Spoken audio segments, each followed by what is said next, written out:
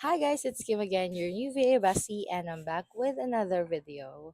So if you're applying for a VA position through LinkedIn, may share ako sa inyong mga filters na pwede niyong gamitin to save time and para mas tumaas din yung chances nyo na ma-noticed ng employer.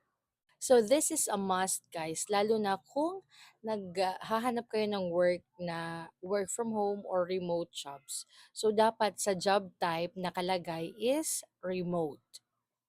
Yung second filter naman natin guys is yung experience level. So dapat dito nakalagay is entry level para ma-filter out ninyo yung mga beginner friendly na mga job roles and nag-accept ng mga non-VA experience.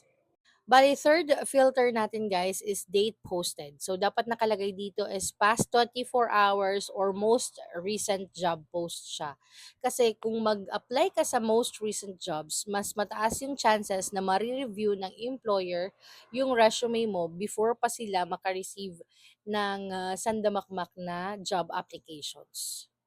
The next filter naman natin guys is yung location. Dito, pwede kayong maging specific if gusto nyo ng client from US, from Australia. Basta minsan kasi may nakalagay dyan worldwide or global. Basta nakatag siya as remote, pwede nyo siyang applyan. Again guys, disclaimer, these filters will not guarantee you a job agad-agad sa LinkedIn, but this will help you apply smarter, not harder. Okay?